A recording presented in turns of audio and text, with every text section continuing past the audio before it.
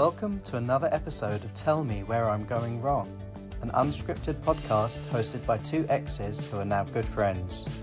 In this week's episode, Josh and Sean focus mostly on the upcoming US elections, and the conversation explores modern democracy, community-centered politics, personality cults, populism, Brexit, and much, much more.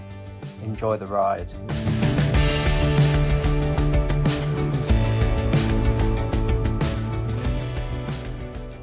Hello, welcome to another episode of Tell Me Where I'm Going Wrong.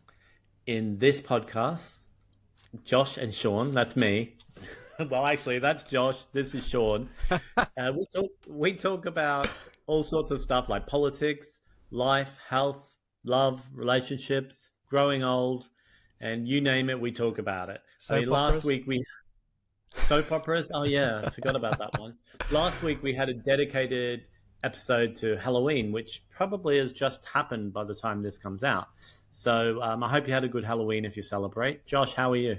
I'm good, thank you. I think this episode will be coming out on the 5th of November, which is significant in the UK and in the US. In the UK, 5th of November, as we were talking about in last week's episode, it's Guy Fawkes Night on the 5th of November. But I think probably bigger news this year in particular is the fact that it's election day in the USA. So Super Tuesday, is that what it's called?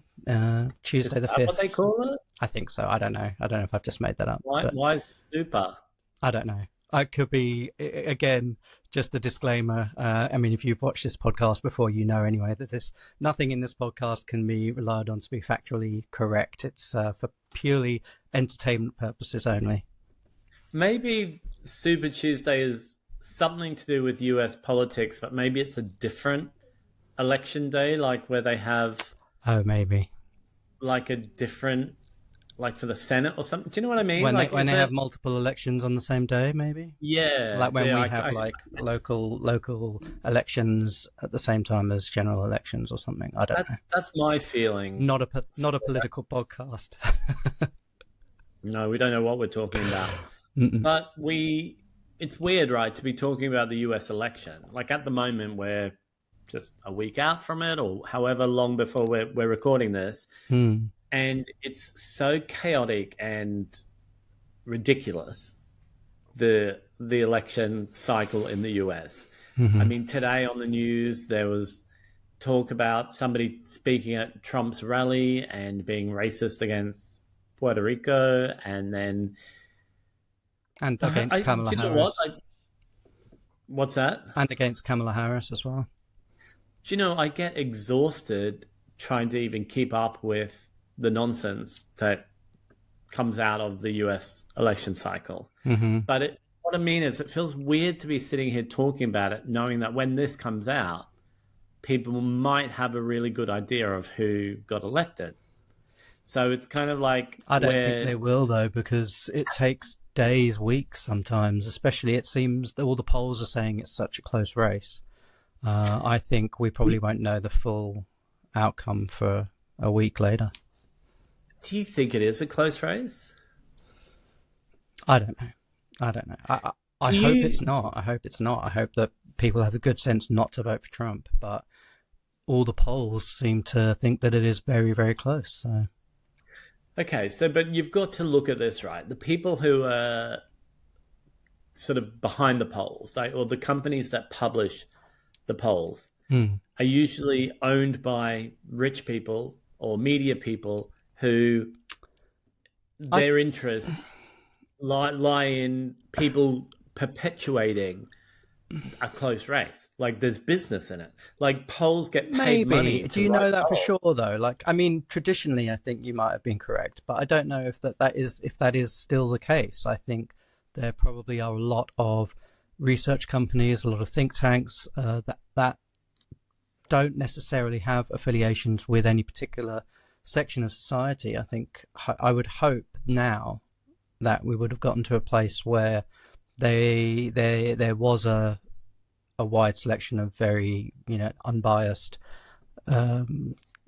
entities that do predict these things, and as far as I'm aware, all of them are saying it's very, very close. So, but these companies rely on there being drama and tension to make their money. Like these organizations that create polls are paid to do it. Like they're not, I don't mean they're paid to give the results that people want to hear. No, but it's a They're paid to monetized. create it. Like they have to have offices space, they have to have IT, they have to have people, analysts. And so the leading politicians, the leading political parties, plus leading news organizations pay money to these polling companies to get the data. The data's not free. No, I mean, the data has been commodified. So I kind of feel that it, like anything else in modern society, it's been commodified to within an inch of its life. I don't know when you get money involved at that level, if you can really trust things to take them at face value. maybe not. Like it just doesn't feel real to me. It feels like a product that there's like when people every winter people say, oh, it's going to be the coldest winter ever, Right. or it just feels like telling people what they want to hear so they'll keep paying them the money to get the data. And also I think the US political system is all just in on that as well. There are people that are on Democrat and Republican campaigns that own stakes in these companies, that own stakes in polling company, even the polling machines. Yeah. Like didn't Ivanka a few years ago take out some patents on some polling machines? And No, I didn't know that. I mean, Yeah, nothing would surprise me. Nothing would surprise me in the US political forum. You've got to look at it. They're either doing it, they're either involved with these companies that curate or monitor their religious cycle for either two possible reasons, that they want to try and fix it somehow, or they're making money from it. Like it's not like they don't do it out of the goodness of their heart. But even, yes, okay, let's accept that's true, what you're saying. But there, outside of that, there are, I don't know if pundit is the right word, but there are sort of political science figures, academics, experts in their field who do predict, most of the time accurately predict the results of US elections and have been doing so for decades. And even they, I believe, are saying this is very, very close. And, they have, some of them predict that Kamala will win, but, not all of them. So I think it is. I haven't seen any. Like who's saying that? Like, can you name one person that has said... I can't tell you his name, but I've heard him being interviewed on a podcast. He's based in New York. I forget which university he's a professor at, but, he, I believe, has accurately predicted every outcome for the last, 6 elections. So, anyway, no one really knows. And even by the time, this episode will come out on Tuesday morning, so the polls won't even be open when this episode comes out, but later that day. But even then, we're not going to probably know the results unless there is a big landslide one way or the other. We're not going to know the results probably for days or even weeks. So was the person you think you saw interviewed, was it Frank Luntz? I couldn't tell you his name. Oh, okay. I just thought you might. I could go back and look at the podcast I listened to and do it there, but I'm not going to do that while we're recording. I'm not going to do live research. You can do it. It's fine. It's all part of the entertainment. I don't know if it is. I just think it's better to do a bit of research, even if we have to do it online, instead of just saying I don't know to everything, and also saying I can't remember to everything. Because if we have to rely on our brains, we wouldn't say anything.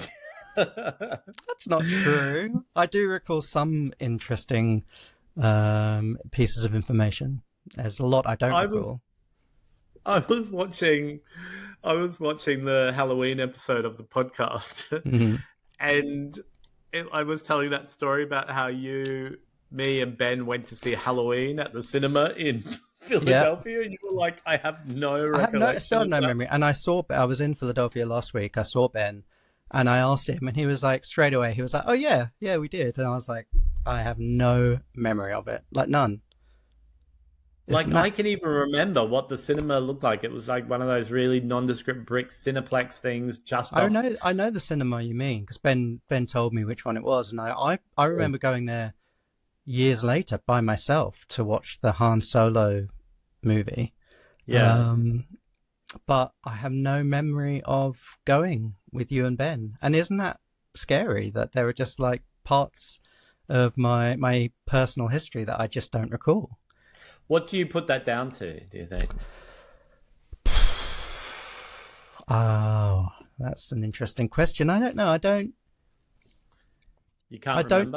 I don't remember. I don't know. I don't think I would have been drunk then, would I? No. I can't imagine getting, I mean, you know, I used to drink a lot back in the day when I was still drinking, but I can't imagine I would have been getting really, really drunk going to the cinema. No, we weren't drinking that Okay. time. Trauma? I don't know. Drug abuse? I have no idea. But what's weird to me is like your brain can remember some things very clearly, but then other things, like to me, like not one part of that story you remember, not that person being dressed up in the crowd as Jamie Lee Curtis, not that it was you, me, and your brother that went to the cinema, which was a little bit unusual. We didn't do that often. But then I do remember, I mean? Like I said last week, I do remember going with you and Ben to the Dixie Chicks film. So it's why do we remember some things so clearly and other things we don't? What is that? So we started talking about the US election. Mm-hmm. It feels weird to even talk too much about it when this comes out. It's kind of like the day people will be voting.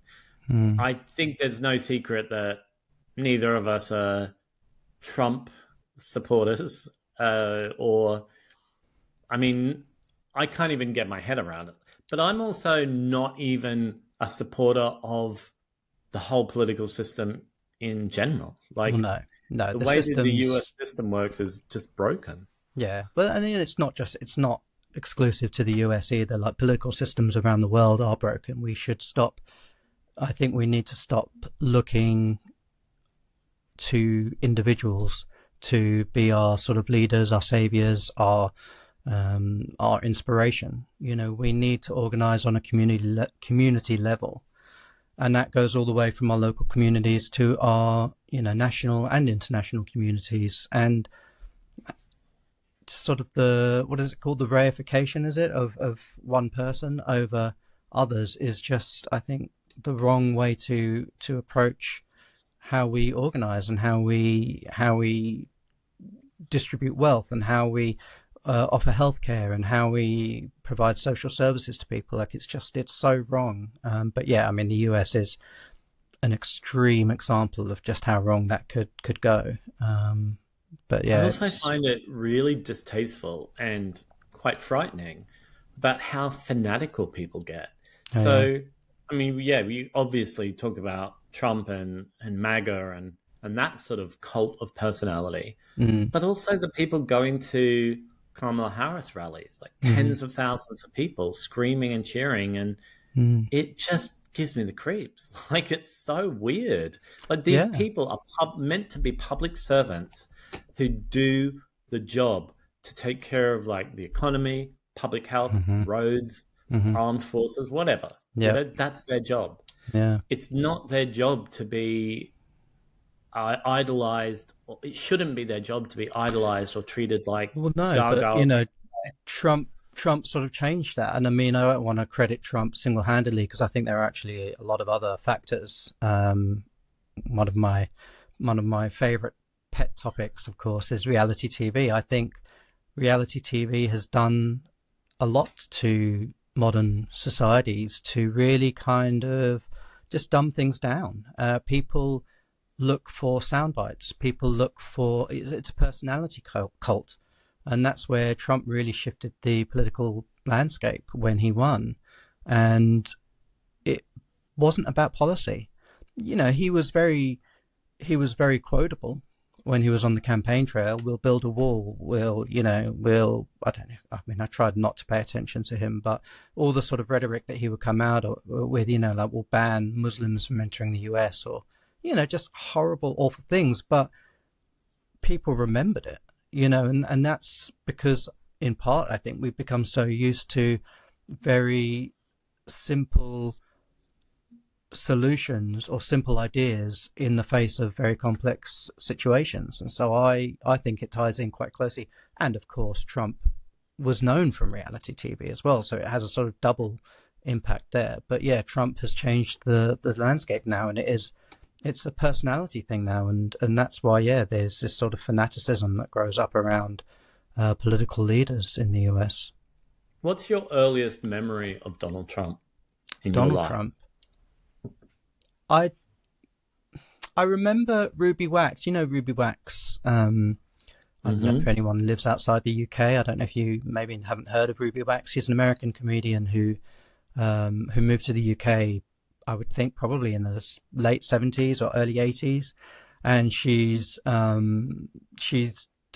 worked in a lot of comedic projects. She's worked closely with Dawn French and Jennifer Saunders. I think she was in an episode of Absolutely Fabulous, maybe. Did she also used to either write or direct some of those episodes of Ab Fab? Yes, or am I making that up? Yeah. I think she did.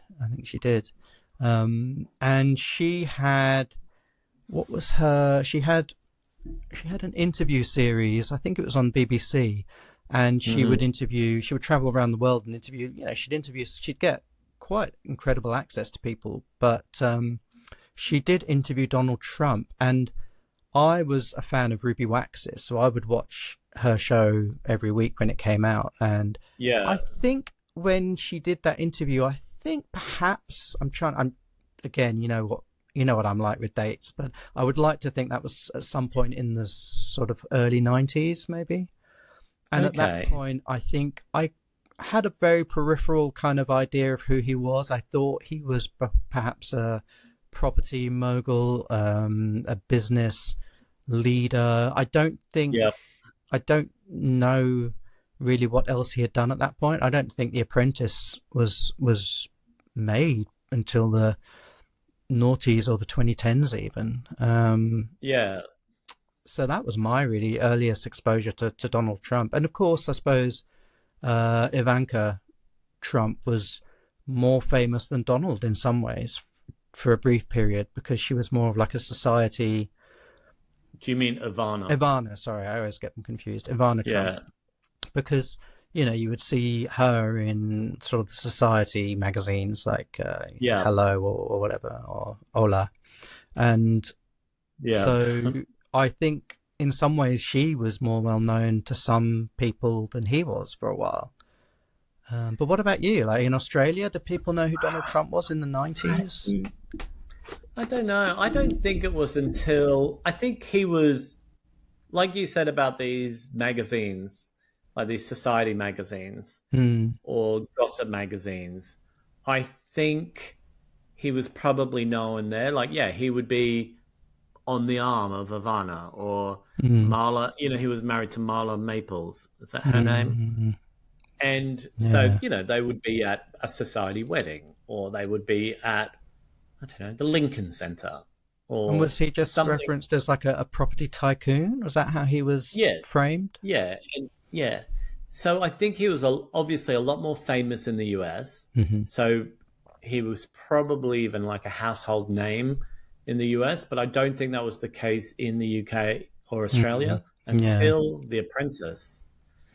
And I think that took him from somebody that was on the periphery of mainstream culture outside of the US. In the US, he was mainstream culture. Yeah. But I think even before The Apprentice, he had that ghost-written autobiography, like The Art of the Deal. Is that what it was called? Yeah. And so that was before The Apprentice. And that was like part of his stepping stone into getting that TV show, I think. But do you remember when we went to New York together for the first time, which I think we established was 2005, maybe? I remember. I do remember going to Trump Tower. Yes. And it was like a thing to see. Like it was like, go in and see the gold escalator or whatever it was. Yeah, exactly. So we had a kind of idea about who he was. And again, see, this is exactly what I was saying before. Like, back then these people were just sort of, they were ideas, they were notions, they weren't real Yeah. people, they were almost caricatures. But I do think reality TV has changed that, and I think they going to New York now and going to Trump Tower, obviously, I mean, let's imagine for a minute that he hadn't entered politics. People would have a much clearer idea of who Trump was now, going to Trump Tower than we did back in 2005. And Well, when was The Apprentice? Maybe The Apprentice was on when we maybe went there. And then there was also that Trump building in Las Vegas. Oh yeah, yeah. And we used to go to Vegas quite a lot, and so we saw that. Yeah. And then we also went to see Green Day in concert at the ballroom or the concert venue inside Trump Taj Mahal at Atlantic City. Yeah. And so we were aware that this was a property person, that it was like the Hiltons or something. To me, that's what he appeared to be, like somebody who was like into real estate. But it was only really when he started to get attention around running for president the first time that I started to become aware of all these other aspects of his life, that, he abused women, that he mistreated his wives. I don't even know. Maybe I did know it, but I don't recall connecting him to the whole Miss World universe, but probably because I wasn't that interested or invested in the Miss World universe anyway. It's not something I would have watched. But presumably he was, closely involved with that for a number of years as well, but probably outside. He owned it, I think. Did I he? think he was the owner of I don't know what it was called, Miss Universe or Miss World. Who knows? But, there's all reports of young women who were contestants on that who said they were abused by him or felt intimidated by him at the very least. Yeah. So I have a harder time with people who vote for him than I do with him. Like, he's a monster. Yeah. Oh, yeah, totally. But that's him doing that. But the other thing is, I don't even think that he believes half the shit he says. I really don't. I don't think he's a particularly nice person. I think he's a convicted felon. He's a sexual predator. My view, for legal purposes, my opinion.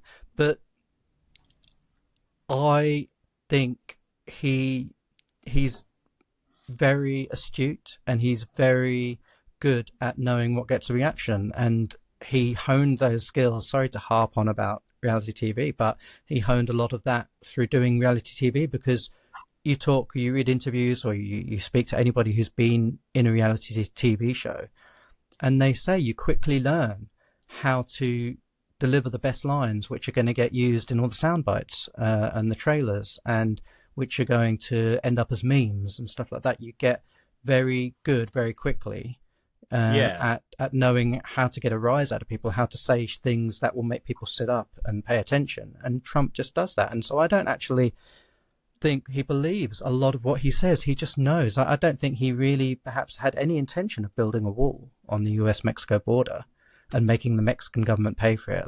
Just absurd stuff. But he knew that just by saying it, it would get him votes. People would go, oh yeah, I'm going to vote for that guy. It's just... Yeah, so when somebody is a known felon, has been accused dozens and dozens and dozens of times of either rape or sexual assault or sexual harassment, is openly racist and has been for decades, and comes from a business family which was openly racist and oppressed people in New York, all of that. Who would vote for that? Who would go to themselves in their mind? Who would have the thought process to think, this is the type of person that I want to vote for?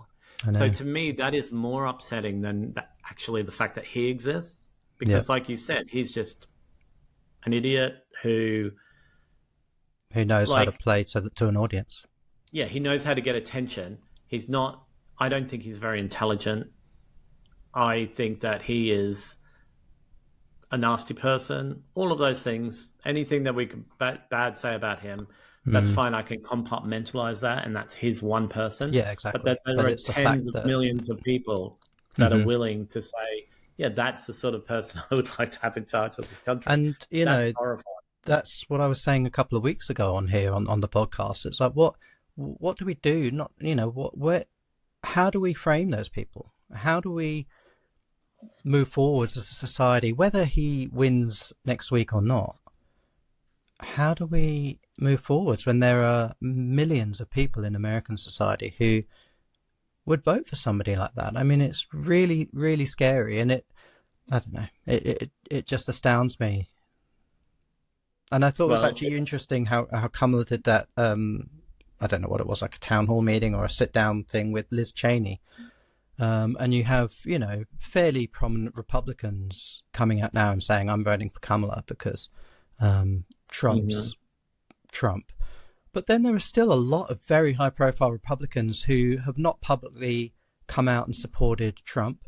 And so you can only assume that they don't support him. But they haven't come out and said that, like where's the George W. Bush? I mean, not that he's any paragon of decency, but it's just you would hope people. That anybody with some integrity, and I don't think maybe George W. Bush has integrity, but you would think that any lifelong Republican with any sort of moral integrity would say, he's not the figurehead of the Republican Party. He's not representative. Because they're willing to make that trade, even go against their own ethical framework to remain in power. It's sick. It's sick. Talking of reality TV, I just want to show you my jumper that I'm wearing. Okay. Oh my God. Is it the most... Hang on, it's a bit blurry on my end. I can't tell if it's Bewitched. No. Okay. It's from a reality TV program. It's a drag queen who appeared on season 3 of RuPaul's Drag Race UK. And their name is River Medway. Okay. And they're from Kent. Hence, that's the name of a river. And so their name is River Medway. And in that, I don't know, do you pronounce it Chatham? Chatham. It's a town in I think so, Kent. Yeah. So in Chatham, there's this statue of this, I don't know, it was like a explorer or racist or something from hundreds of years ago. Yeah. I don't think you would have been a seafaring captain hundreds of years ago and not been a racist of some sort. Yeah. But the person's name is Thomas Fletcher Waghorn. And this statue in the town centre is really famous for students going and putting traffic cones on his head. Oh, it's like the one in Glasgow. Yeah. What's the one in Glasgow? Yeah. And this one. And so this drag queen, when they appeared on Drag Race UK, came out dressed in a drag version of the outfit. So it was like a green outfit that matched the bronze colour of the statue, and with a traffic cone made out of like a hair weave on their head. And it's amazing. And I've had this sweater for a while. So that's the reality TV tie-in anyway for today. And so there was me thinking it was Samantha from Bewitched, one of the great top 10 TV witches. But I've had this jumper. Well, I don't even know. I think they're on season 6 now, and this is from season 3. So I've probably had this for 2 or 3 years. Mm-hmm. And I've only just now lost enough weight to wear it. Like I bought it thinking it would be big enough, and it was never big enough. So I've only just been able to fit into it. And so I'm 3 seasons out of date with it. But I think people are going to see me wear it and think it's a Christmas sweater because of the colors. Like it's orange and then green. And it's a very meta piece of clothing. Oh, I love it. Like it's so ridiculously meta. Where did you get it? I bought it from their official merchandise. Okay. When they were on the show, they tweeted and said, I've got this merchandise. And I don't know how many of these they would have sold, but I might be one of the only people in the country with them. But they're very, very entertaining drag queen, and they've just been cast in. There's a new musical based on the music of Steps. Oh, right. And it's starting. You know how they often start musicals outside of London, in other cities or towns. So it's starting in Birmingham soon in November, and it might be starting just as this comes out. And so it's, I don't know, a story about some friends doing something, but it's all set to the music of Steps. And Right. River Medway, or the actor who, the person who is River Medway, the drag queen, is performing is like one of the main cast members. So hopefully it'll come to London. Does it depict the people from Steps, or is it an entirely separate set of characters just using the music of Steps? Characters. It was kind of like there was the Take That musical. Oh, was there? Okay, I missed that one. Was there the Take That musical? And then they made a film out of it. And so it was a group of friends who, maybe some sort of coming of age story, or they were going to see Take That in concert or some rubbish. And yeah, so they just used the music as a crutch. Like, I think there was like a Jagged Little Pill musical as well for Alanis. Yeah. And so that didn't tell the story of Alanis. That just used the songs, and they wrote characters around the lyrics. Okay. It all sounds a bit naff. I mean, these jukebox musicals are always a bit silly. Yeah. Sometimes they work. Well, you went to see the Dolly Parton thing, didn't you? Yeah, but that was, I suppose, a bit different because Dolly was in that. Not Dolly herself, but there was a character who was portraying Dolly. Well, I don't know. It's complicated. Somebody was having like a vision of Dolly, and so there was a Dolly Parton character in that. Right. And that was actually really fun. I think I was just talking to Anna actually about going up to York in January to see it when it's up in York. To get back onto politics, because I suppose this should be the politics episode. Right. Have you what politician in UK history or in your lifetime has been anywhere near as divisive or anger-inducing as Donald Trump? Boris. Boris. I would go back and say Margaret Thatcher was probably even more so. I wouldn't, because Margaret Thatcher, although of course there was a lot of sexism towards her being a woman, she was still relatively sort of traditional conservative values. She was quite extreme in some of them, but she still did fit, more or less within the framework of existing conservative values at the time. Whereas I don't think Boris Johnson really did. I think Boris was just this maverick, attention-seeking. I don't know. I mean, I don't know if it's a correct use to call somebody a narcissist when I'm not a psychiatrist. I can't give him a professional diagnosis, but somebody who appeared to just be a narcissistic piece of shit. But you think of all of the catastrophic things that happened under Thatcher, like the starting of all the privatization of public services. I mean, this set this tone for destroying the infrastructure of the country, selling off all of public housing, selling so much public housing that there was still is, ever since that happened, a shortage of public housing for people. It's going on today still. The whole conflict with miners and how her government destroyed entire towns and villages around the UK. The Falklands War. Falklands War, like Clause 28, like the trying to ban anyone even mentioning homosexuality in classes, and all of that, how it tied in with the fear-mongering and oppression of queer people during HIV and AIDS crisis. So I think Thatcher is probably, to me, her government was evil, whereas Boris was just inept, more so, like just a buffoon. Yeah, I mean, I don't know. I don't agree. I think Boris was more damaging, more divisive. I think viewed through today's lens, you would say, Margaret Thatcher was, her governance, her leadership, her parliament was evil, but at the time it wasn't considered such, and she got a lot of support from within the party, whereas someone like Boris was very divisive within the party itself. But I think to the general public, she was very hated, even though she got elected time and time again. Well, yeah, this is it. But I think that she was really hated. I mean, the Smiths, there were bands that did like anti-Thatcher concerts, or Morrissey released that song "Margaret on the Guillotine," and people were openly, people were, I don't know, like it. She would also. Boris couldn't have done what he had done if it wasn't for what Thatcher did.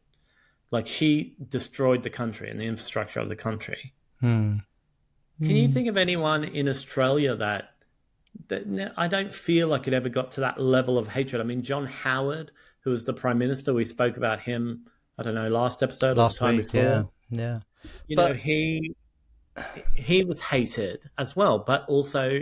Yeah, but again, he was still sort of a traditional politician in many ways. He wasn't a sort of, he didn't divide the party that much. He still carried forward a lot of the sort of core values of the Australian Liberal Party. I think Tony Abbott in Australia, I think Tony Abbott is probably the most divisive, because again, he strikes me as being something of a narcissist and just an arsehole, basically. And he had that sort of maverick kind of approach to things, like, just swearing in interviews, saying awful things about women, just generally shitty things. And I think, I mean, I don't think, even though I lived in Australia for 10 years, I don't think I'm that qualified, because I only, I saw a snapshot of it during that period. But yeah, during those 10 years, Tony Abbott, I think, was the most divisive. What about, there are some real redneck, horrible politicians in Australia. Do you remember Bob Casser? Yes. What was he? From Far North Queensland or he was an MP. Or... Yeah, he was an MP. And he said, do you remember that video where he talked about, he was asked about gay people, and he said, I'm going to read you this quote out. It's so funny. I mean, he is awful, but this is hilarious. He got asked about same-sex marriage and gay people, and he said, I mean, people are entitled to their sexual proclivities. Let there be 1,000 blossoms bloom, as far as I'm concerned, Mr. Catter said at a press conference, giving a laugh. But then he turned his tone really serious, so he was laughing, and then he made a stern face, and he said, but I ain't spending any time on it, because in the meantime, every 3 months, a person is torn to pieces by a crocodile in North Queensland. I mean... So he turned the press conference where he was being asked about gay people, saying, well, I don't care, let them do whatever they want. I'm too busy dealing with croc attacks on humans in North Queensland, which I'm not sure that's even true, right? How often does somebody get attacked by a crocodile in North Queensland? Who knows? I have no idea.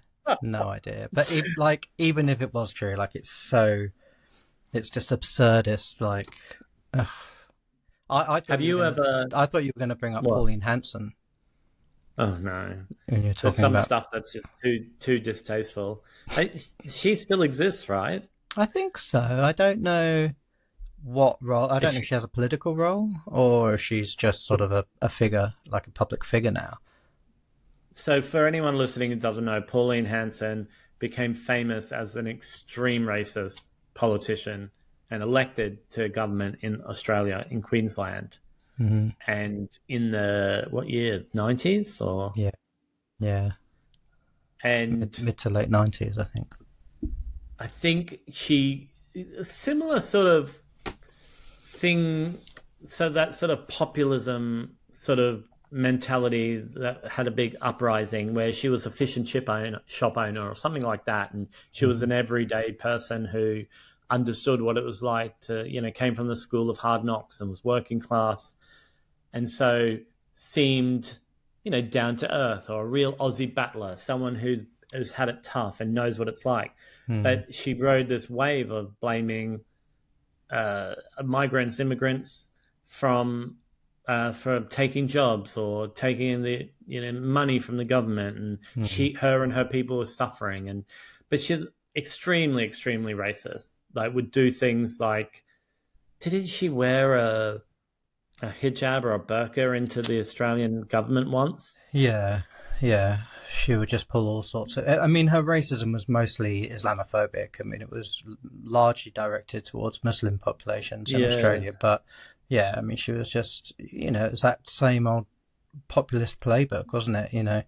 Of blaming all of society's woes on migration, which, in Australia just takes on an extra level of twisted irony, given that, Europeans have only been there for a couple of hundred years. But yeah, she's just, vile populist bullshit rhetoric.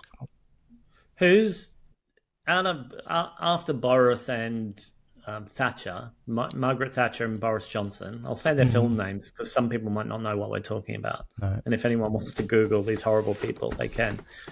I wonder who is the sort of a politician in the UK that you don't like if you took them away, because they're the most obvious. Like, if you ask people to name awful politicians, and who would come after that for you in your lifetime? Well, I really still harbour a lot of anger towards David Cameron, because he played this very likeable, affable, sort of avuncular kind of figure, and yet I think his policy making, or his teams around him that he used to make critical decisions, were quite toxic, and I blame him for the whole Brexit shit show as well. I think when the referendum, because it was just to sort of briefly encapsulate, the Brexit saga, it was a non-binding referendum, so he didn't have to act on it. He shouldn't have put it in his election manifesto in the first place, but he did, and then he saw it through. And then, even when the results came back, and the results were so divisive. I mean, it was, what was it, 48.9 to 51 point something? I can't remember. And only 33 or something, but 30 something % of the population actually voted, because it wasn't, we don't have compulsory elections or referendums in this country.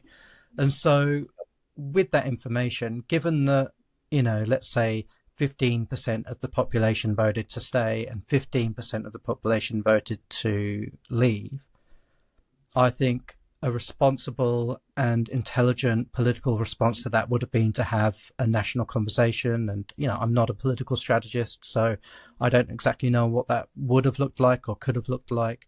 But I would have thought that would have been a launching place to have a national conversation about what role the EU, the European Union, played for us and could continue to, and whether or not we should have a further referendum, whether we should have further policy decisions, etc. And instead, he just, he evoked Article, whatever it was, 21. And I thought that was just really, really weak, shitty leadership. I thought it could have actually been an interesting conversation for us to fully assess the benefits and the potential drawbacks of being a member of the European Union. And instead, he just, I still don't really understand why he didn't just, and it can't, it's not a simple question to ask, but it still frustrates me today that we're in this situation where we've left the EU. Yeah, it's so ridiculous. It was so unbelievable that it happened. Mm-hmm. I can remember we were in Mexico at the time. I think we were staying in Toluca. No, we were in that apartment. Weren't we in that apartment I'm sure in Escandon? I'm sure we're in Toluca. Because, this is it. This is how, your memory can remember something so clearly. I thought we were, because it was when around the time Prince died, and right, it was around that time. 2018. When was Brexit? 17. I don't know. Look it up. Not even been after. Because, when was Brexit? What are you talking about? The day we left the European Union? Right, the day the article was triggered? vote. The referendum. The referendum, I think, was 2017, wasn't it? And is that when Prince died? Must have been, yeah. So it was April the 23rd of June was the referendum. 2017 I didn't look at or that. I just looked 16. at 2016, 16. Okay, yeah. right? So when do you think Prince died? April 2017. Yeah, 16. 16. So Okay. yeah, we were in that apartment in Escandon when Prince died. I remember Yes, being, yeah, I remember that. yeah, I'd gone and to a so Spanish conversation class, and I came back, and you told me. yeah, so we were still there when Brexit happened because that was just a few weeks later. All Brexit right. happened, referendum happened after Prince died. Okay. So there you go. Your memory is not getting any If you better. say so. But I remember being in that apartment. I remember the sensation of, well, I remember where I was when Prince died. And like, I don't know, we just made brownies or something, or there were brownies somehow. Because I remember I wrote a blog post about Prince dying, and I remember referencing the brownies. We just made brownies. But I remember, yeah, you weren't there when I found out that he died. But then I also remember the sensation of being in that space when Brexit happened, Okay. the referendum happened, and the feeling of just absolute Oh, dread. maybe it was Escandon was maybe the following year, and maybe that we were there for the general election when Theresa May won. You mean Toluca? Toluca, yeah. Maybe we were in Toluca the following year when Theresa May won the general election then. What? How did this is so boring for people about Brexit and Theresa May? You know, you've hit rock bottom when you're talking about Theresa May.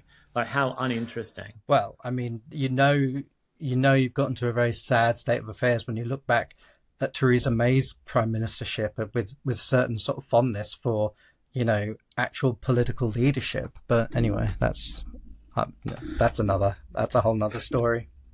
Oh, mate, the state of politics. What about, like, what's the biggest political scandal that you remember?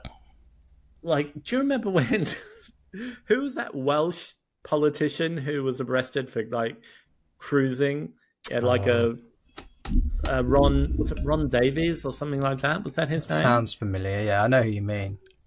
And he was like caught, I don't know, flashing himself at a cruising ground with other, It was like a truck stop, wasn't it? It was a yeah, or like a lay-by. Yeah, like where you pull in off the motorway, and some gay guys came forward and said, "Oh yeah, we see him all the time. He's got a very big penis." Do you remember? Vaguely, yeah. Vaguely. And, he had to step down, or what do you call it? Not retire, but rescind his. Yeah, but now you've got politicians who steal hundreds of millions of pounds and give it to their friends in dodgy contracts. You've got people who are not having consensual sex with people, who are actually sexually assaulting people, and they just shrug and they say, yeah, to what? Yeah. So what? I'm running for, like, too bad. Yeah. No, like, the state of the world. There's no shame for anybody anymore. But, no sense of ethics. No, but that's what politics has become. It's just become farcical, and it's not like I long for the days of, old school right-wing politicians and left-wing politicians or anything. Like we said at the beginning of the episode, the whole political system is broken. And actually, what I was just saying about David Cameron, how he could have had a national conversation about our membership of the European Union. It made me just think then about, do you remember, I don't know which political leader it was in Ireland, but it would have been in the last, I don't know, 8 to 10 years, maybe even more recently than that, they had a sort of a similar national conversation around abortion and whether abortion should be legalized.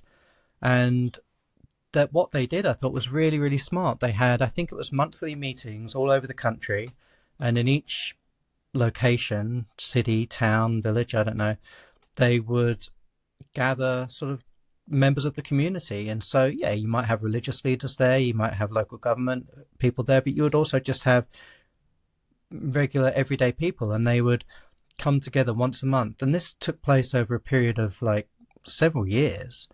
And every month they would come together and have discussions, and they would look at facts. They would listen to opinions. They would listen to quite disparate opinions on either side of the spectrum.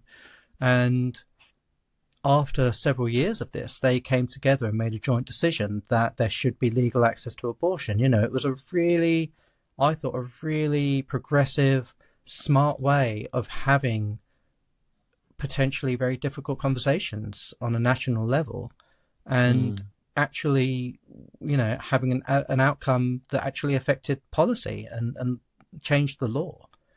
And I thought, we could have done something like that with Brexit, but that's the sort of politics that I think there needs to be more of. We need to stop looking to political leaders to make these decisions, and we need to have a much more community-based decision-making process. But saying that, I just think people aren't invested, people aren't incentivized, people are just completely disenfranchised with it. And so they see someone like Trump who's like, build the wall, or mass deportations, and they're like, fuck yeah, that's the solution.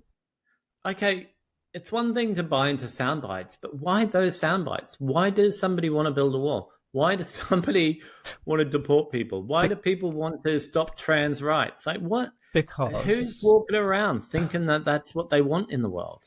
Because what we've been saying in the podcast in previous episodes, we are living in a time when life is so complicated, when there are so many sort of existential threats to our quality of life, our living standards, our longevity, our healthcare, that rather than have political leaders who instigate national conversations around those things, which is what they should be doing, people are much more inclined to lock on to sound bites like Trump saying we'll build a wall, or we'll just deport people, because it's like the like all the conspiracy theories that we've talked about as well in the past, about children in basements and stuff.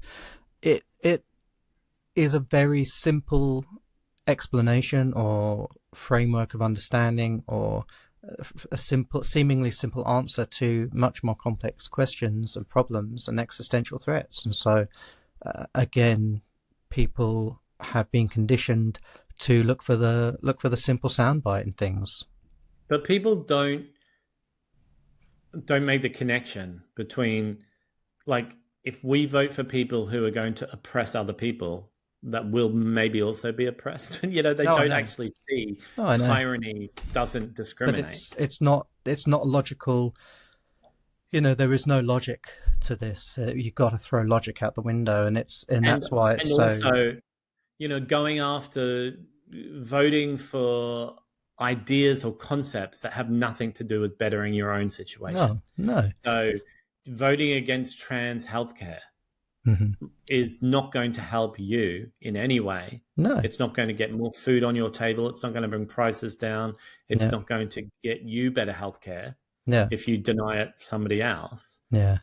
And this idea that people just keep punishing other people for their own suffering, almost. Yeah. Like, punching down.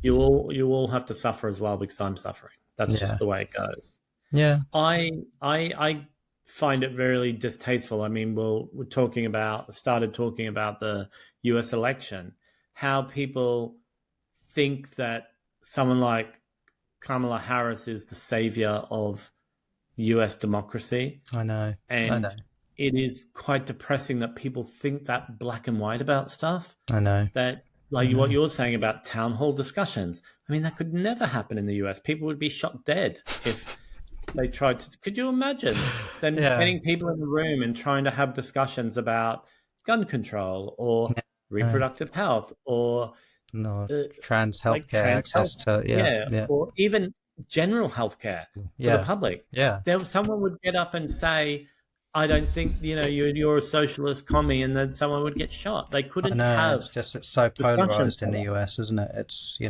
mean, it's polarized everywhere, but I think in the US particularly, it seems it's so polarized and it's so like ideological. Um, Are there any politicians who operate within mainstream like circles or uh, frameworks that you actually like?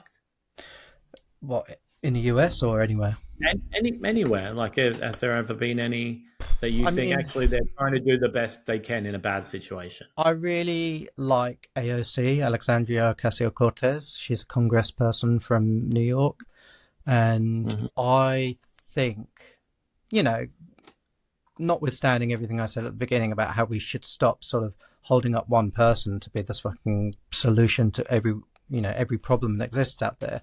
But I do think she will be president one day of the USA, unless Trump gets in and then becomes, this authoritarian leader and stops all future election cycles. But I think is she shows so far, I think, a lot of promise to be a very progressive thinking, very intelligent, very good communicator, politician. And she seems to have a fairly strong set of ethics and morals. And she, even though she's elected as a Democrat, she does go up against the sort of establishment and the traditional Democratic pact or pack, I should say. A lot of the time, she seems to be very brave and outspoken, and I think I really, really, really admire and respect her. She's a Puerto Rican family, and she, I think she connects with so many people because she is just she seems very authentic, very real, very honest, and very endearing. I think I feel similar way about Jeremy Corbyn. Hmm. That I believe that he has people's best intentions at heart. I don't think he's in it for Right. money. I Hmm. don't think he's in it for power necessarily. I think he's in it for power for people. Hmm. I think that he lives a modest life compared to a lot of other politicians who look for wealth and money and kickbacks. And he is for peace. So he might not be everyone's cup of tea, or he might not be like, once again, like not one person is the answer to all the world's problems. Yeah. But when somebody is anti-violence, pro-peace, pro-workers' rights, they're Hmm. queer friendly, they've got like understand like queer agendas and trans healthcare, and then they're anti-racist. Hmm. To me, that is so. It seems to be so rare these days that Yeah. I someone know. would come out and say, "Yeah, these are all these things that I believe in, and my life reflects that." Like my life reflects, like I live in comparatively to other politicians, a Yes, modest lifestyle.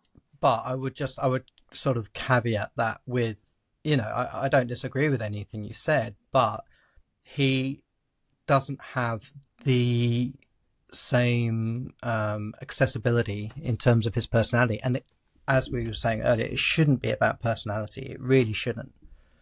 But Hmm. it is, sadly. And, if you're going to, because, when you have somebody who has similar beliefs to you, you're going to probably listen to them. Whereas that's not the challenge here. The challenge would be for any politician to be able to reach across that political divide and convince people to reconsider some of their long held or lifelong beliefs.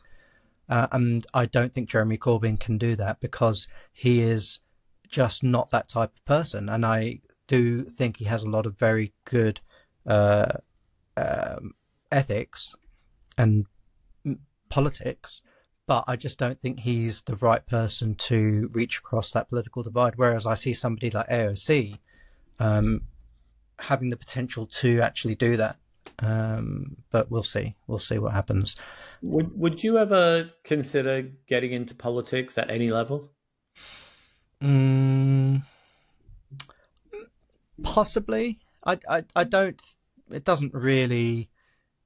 I think I would find it far too frustrating, because I mean, Yeah. I'm not a very good advocate for things. Like, I have strong beliefs about things, and I have what I think are, good, strong ethics around things, but I'm perhaps not the best advocate for things. It's like with veganism. I've been vegan for 25 years now, I think, and I don't think I've ever been a particularly good vegan active. Well, maybe in my own way I have, but I'm not very good at having debates with people, because for me, the choice to be vegan is so obvious. Like, it's just so plainly obvious to me that we should Mhm. cause as little suffering to animals as we possibly can, or to anyone, to humans and animals, Yeah. or to the planet in general as we possibly can. It's so obvious to me that if somebody doesn't immediately see that, I just sort of, I don't have the I don't have the right personality to kind of try and meet them in the middle. I'm just like, if you can't see it, then you're a fucking idiot. Are you the So, intolerant? Are you the intolerant left, Sue? the intolerant vegan. So, I feel differently. Like I would you like feel to get into politics, do you think? um yes, I would, but I would feel incredibly compromised.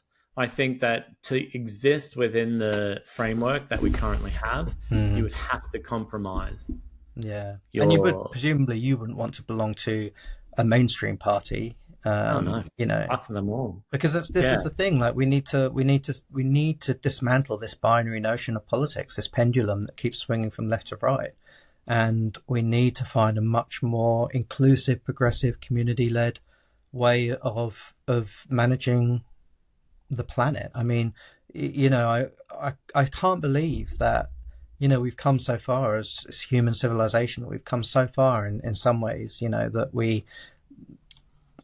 we're recording this podcast on technology, that we've invented this incredible thing that we send rockets up into space, but we're still fighting with each other on this planet, like on our home planet. Why? It really depresses me, and I don't know. It just, yeah. Yeah. I couldn't We need be to find a much lighter note to end this episode on. well. I I've got a definitely couldn't toe the party line. Do you know what I mean? Like I couldn't be the no. I was going to say, I can't person imagine you. to have to vote in line with the whip and like say, oh yeah, okay, we'll send these arms to Israel, or Right. we'll do this deal with Saudi Arabia, or you have to go meet the king of wherever who Yeah. beheads queer people. And I would just be like, Yeah. absolutely no way. Like I would be Yeah. the ultimate dissenter, and I would maybe not have the success that I would need to have to be effective. But saying that, I do think you are a very good communicator, and your a lot of your life has been dedicated to political activism in the field of veganism. You've been a very good advocate for the vegan community, and you've been very vocal, and I think you have reached a lot of people, and I think you do have the type of personality who, the type of communication skills that it takes to be able to talk to somebody and maybe not change their mind on the spot, but maybe plant some seeds that will change their minds in the long term. So I can see you doing that. Am I too old though? Like how Not in America, you're not. I know, but I suppose like anyone could get into politics at any age, and I mean that should be Yeah, encouraged. But yeah, I think it is problematic when you've got 80-year-old people who have apparent or what will seem to be apparent health connection connected to their age yeah. running to be the head of a government. I think I that know, is it's maybe wild, the isn't it? problematic. Hmm. But okay, well maybe I'll get into politics then. It's as easy Okay. as that. As I How do thought you maybe you start? were about to launch your manifesto. How would you start?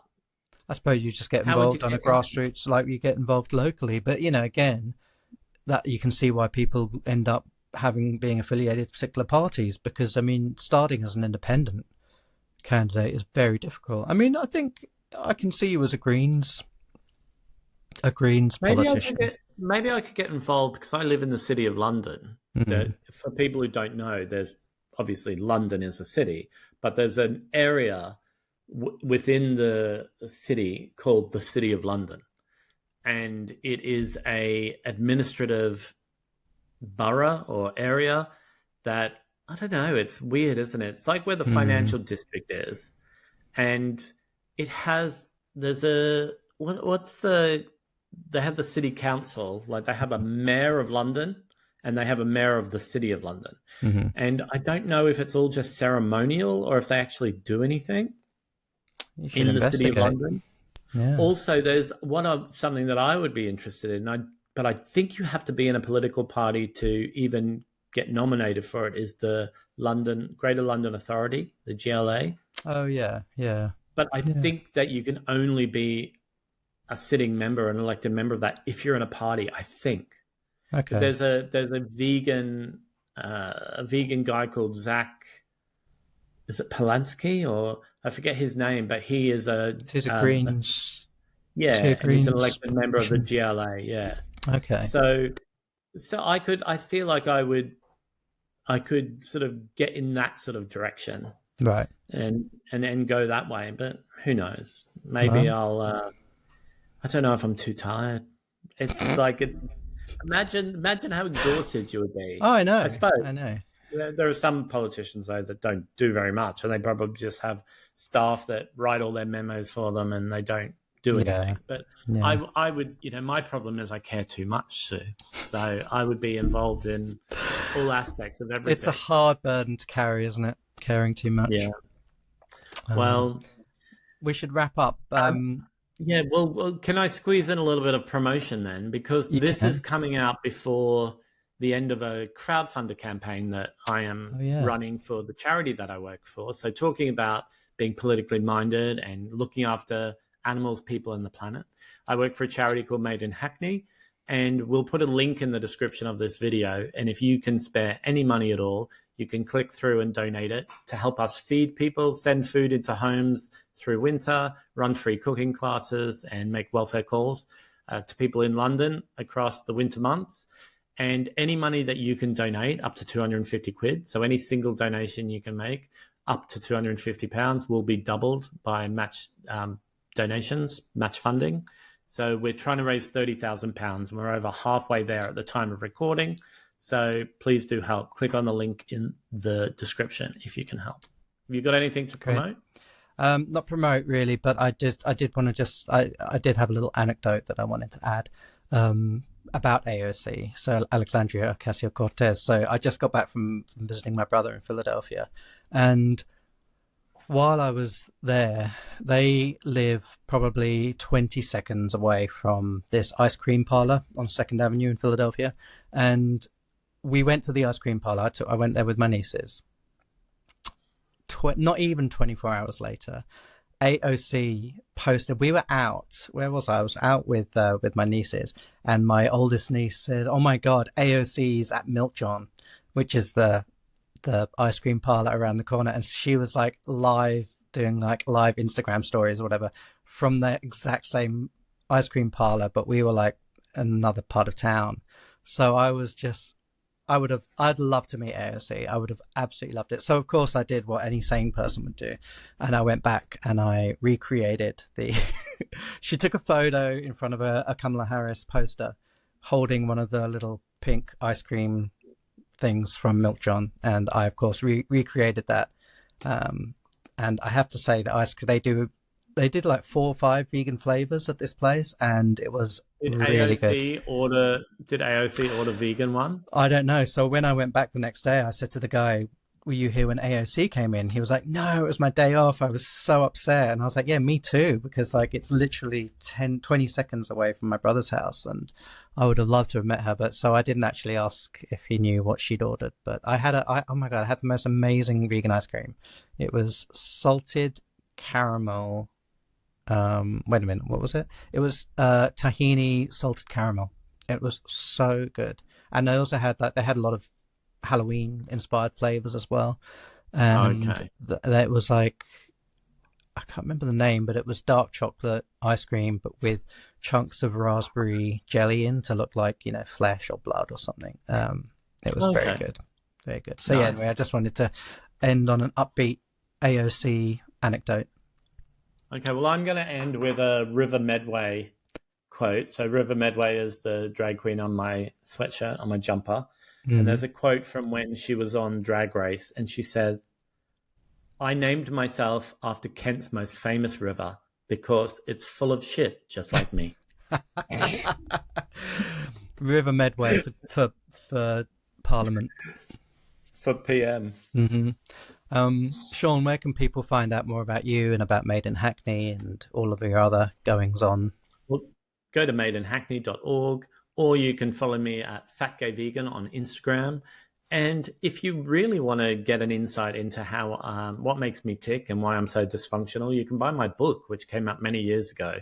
And it's called Fat Gay Vegan, Eat, Live, and Drink Like You Give a Shit. And it's maybe we could talk about that book one day, because so much has happened since it came out. Is the audiobook on Spotify?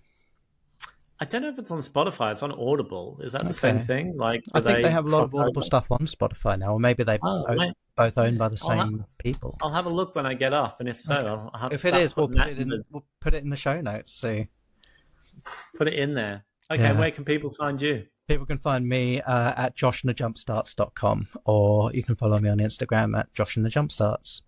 And click the link in the bio to listen to the full version of our theme song, which is Josh's song called Empty Seat. Yeah, or my new single, Over Again. I was going to say Over It, but Over Again. That's a Freudian slip. Yeah. All right, folks, we'll be back in your feeds next week. Don't forget to subscribe, to hit the like button, and to leave us a comment either on YouTube or on Spotify under this episode, and let us know what your political leanings are and who you're looking at in the US election. And if you get a chance to vote anytime in the future, stop voting for people who hate poor people and who hate trans people. Vote for the policies, not for the person. Yeah. All right, folks, stay safe, and we'll be back in your feeds next week. Bye-bye. Bye. Bye.